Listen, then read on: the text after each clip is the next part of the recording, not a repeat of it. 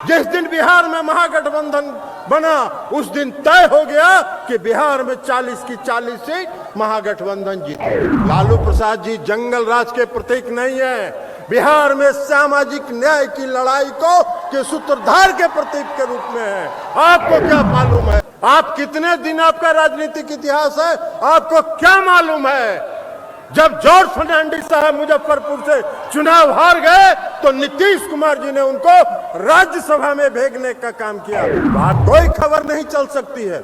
आज अगर लालू जी के यहाँ छापा पड़ जाए 15 दिन तक खबर चलता रहेगा। जैसे ही महागठबंधन बिहार में बना, भारतीय जनता पार्टी के जो नेता दिल्ली में बैठे हुए थे उनको 440 वोल्ट का तुरंत करंट लगा।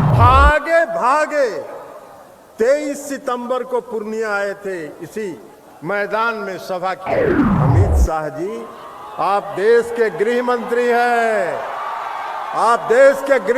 हैं। नीतीश कुमार जी को प्रधानमंत्री बनने का सपना नहीं आता है। सम्मानित नेता आदरणीय लालू प्रसाद यादव जी के बारे में भी, बिहार के मुख्यमंत्री माननीय नीतीश कुमार जी के बारे में भी बड़ा नाम है। नीतीश कुमार जी को हर 3 महीने में प्रधानमंत्री बनने का सपना है। लालू प्रसाद जी जंगल राज के प्रतीक नहीं है, बिहार में सामाजिक न्याय की लड़ाई के सूत्रधार के प्रतीक के रूप में है। आपको क्या मालूम है? सीबीआई, ईडी, इनकम टैक्स, चुनाव आयोग सबको कैद करके रखा। अमित शाह जी, सपना आप देखते रहिए, चाहे जितना सपना आप देखिए, चाहे जितना मीडिया का इस्तेमाल कीजिए, लड़ाई लगवाने में एक भी भारतीय जनता पार्टी के नेता के यहाँ कोई छापा पड़ा क्या? बिहार के लोकप्रिय मुख्यमंत्री आदरणीय नीतीश कुमार जी, मंच पर उपस्थित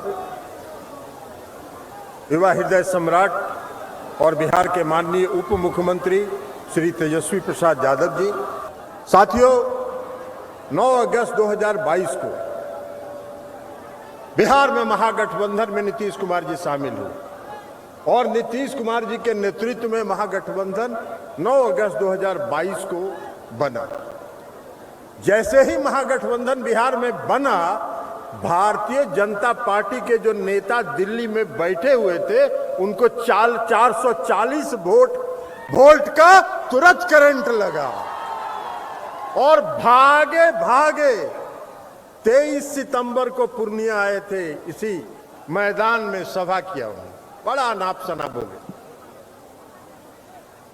सम्मानित नेता आदरणीय लालू प्रसाद यादव जी के बारे में भी, बिहार के मुख्यमंत्री माननीय नीतीश कुमार जी के बारे में भी बड़ा नाप सना बोले।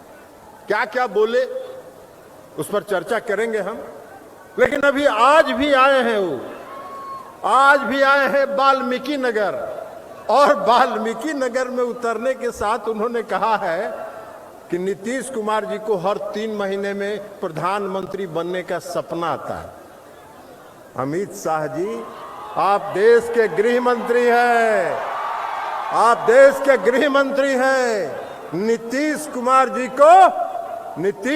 जी को प्रधानमंत्री बनने का सपना नहीं आता है। आपको सपना आता है कि 2024 में कैसे सड़क पर आप टहलिएगा और रोड पर घूमने का काम करिएगा। यह सपना आपको आता है, इसलिए कि बिहार में जिस दिन बिहार में महागठबंधन बना उस दिन तय हो गया कि बिहार में 40 की 40 सीट महागठबंधन जीतेगी। 23 सितंबर को यहाँ आए थे, 23 सितंबर को भी यहाँ आए थे पिछले साल 2022 में। कल ही हम उनका भाषण पढ़ रहे थे, 23 सितंबर का उनका भाषण पढ़ रहे थे। भाषण में उन्होंने कहा कि नीतीश कुमार जी ने जॉर्ज फर्नांडिस को ठगा। अरे आपका कितना दिन का राजनीतिक इतिहास है? कितने दिन आपका राजनीतिक इतिहास है? आपको क्या मालूम है? जब जॉर्ज फर्नांडिस साहब मुजफ्फरपुर से चुनाव हार गए तो नीतीश कुमार जी ने उनको राज्यसभा में भेजने का काम किया। भारतीय जनता पार्टी ने नहीं भेजा था। नीतीश कुमार जी अपने बुजुर्गों का जो बुजुर्ग नेतृत्व करते हैं उनका सम्मान करना चाहते हैं। सम्मान करना तो आप नहीं जानते, लेकिन है। महागठबंधन बना और आज इस रैली में हम लोग आए हैं। आपसे यह आग्रह करने के लिए कि महागठबंधन इसलिए बना है कि देश का लोकतंत्र आज खतरे में है। देश का लोकतंत्र खतरे में है। देश की सारी जो संवैधानिक संस्थाएं हैं वो समाप्त हो चुकी हैं। वो भारतीय जनता पार्टी के मुट्ठी में कैद है। उसको मुक्त कराना है और देश में फिर से लोकतंत्र स्थापित करना है। क्या हो रहा है?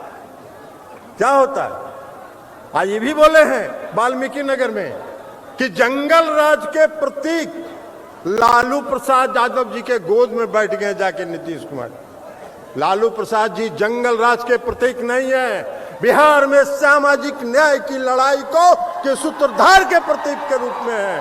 आपको क्या मालूम है?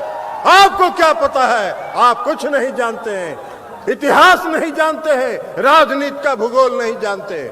लेकिन देश बचाना है। देश बचाना आज क्या है देश में? कौन सी संस्थाएं आज देश में? सीबीआई, ईडी, इनकम टैक्स, चुनाव आयोग, सबको कैद करके रखे हैं। कोई कहीं बाहर नहीं जा सकता है। और एगो लोकतंत्र का चौथा स्तंभ था। लोकतंत्र का एक चौथा स्तंभ था मीडिया।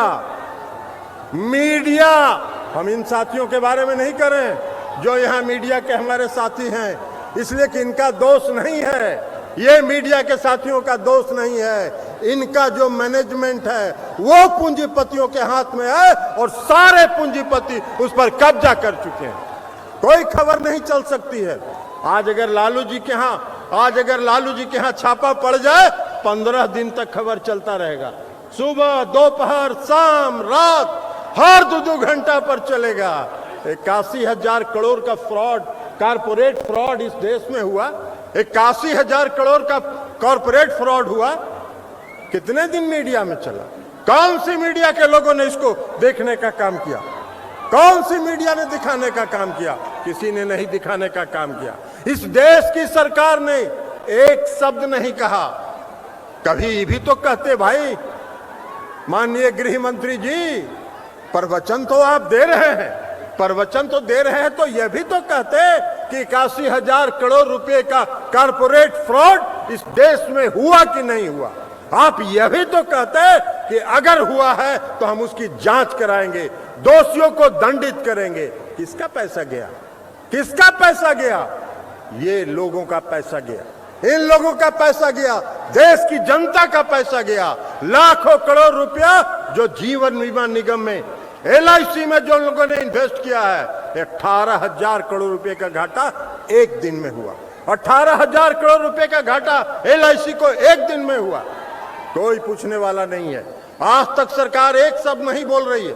सरकार ने कभी चर्चा भी नहीं किया कि यहां देश में फ्रॉड हुआ कि नहीं हुआ। इसकी जो भी समाचारें हैं वो इंटरनेशनल मीडिया में आ रहे हैं। इस देश की मीडिया नहीं दिखा रही, इसलिए कि इस देश की मीडिया दिखा कैसे सकती है? इस देश की मीडिया तो वही दिखाएगी जो वहां से स्क्रिप्ट उनको दिया जाएगा। तो इसलिए लोकतंत्र खतरा में है। लोकतंत्र खतरा में है। आज एक भी जरा पूरे देश में भारतीय जनता पार्टी के नेताओं को हम चुनौती देते हैं कि पूरे देश में एक भी भारतीय जनता पार्टी के नेता के यहाँ कोई छापा पड़ा क्या? CBI हो, ED हो या इनकम टैक्स हो, नहीं पड़ा, नहीं पड़ेगा। इसलिए कि कोई कितना भी भ्रष्ट हो, अगर भारतीय जनता पार्टी में शामिल हो गया तो Bharatiya Janata party washing machine है। वो वॉशिंग मशीन से साफ होके चकाचक होके निकल गए। अरे वाह भाई, अरे वाह भाई, ऐसा वॉशिंग मशीन चला रहे हो। आज देश का लोकतंत्र खतरे में है। देश में अघोषित आपातकाल है। देश में इमरजेंसी जैसे से भी बदतर स्थिति है। इसलिए लोकतंत्र खतरे में। देश को आज बचाने की आवश्यकता है। इस लोकतंत्र को बचाने की आवश्यकता है। जो संवैधानिक संस्थाएं हैं वो जो उनके मुट्ठी में कैद है उसको मुक्त कराने की आवश्यकता है। और उसको मुक्त अगर कराना है तो 2024 में भाजपा मुक्त भारत का निर्माण करना होगा। और इस रैली में आज हम ये संकल्प लेने के लिए आए हैं। तो इसलिए साथियों, हम आपसे आग्रह करने के लिए आए, हम आपसे विनती करने के लिए आए हैं। अभी आदरणीय मुख्यमंत्री जी को बोलना है, उप मुख्यमंत्री जी को बोलना है। हम उनसे के लिए ज़्यादा समय नहीं लेंगे, लेकिन हम इतना जरूर कहेंगे कि हम सबों को तैयार रहना चाहिए, हम सबों को तैयार रहना चाहिए 2024 के लिए। और अमित शाह जी, सपना आप देखते रहिए, चाहे जितना सपना आप देखिए, चाहे जितना मीडिया का इस्तेमाल कीजिए लड़ाई लगवाने में, महागठबंधन में एक दूसरे में तफरका पैदा करने में, जितना मीडिया का इस्तेमाल करना है करते रहिए। महागठबंधन एक है, एकजुट है और एकजुट रहेगा और 2024 में भारत मुक्त, भाजपा मुक्त भारत का निर्माण करके ही दम लेगा। इन्हीं शब्दों के साथ मैं अपनी बात समाप्त करता हूं। बहुत बहुत धन्यवाद।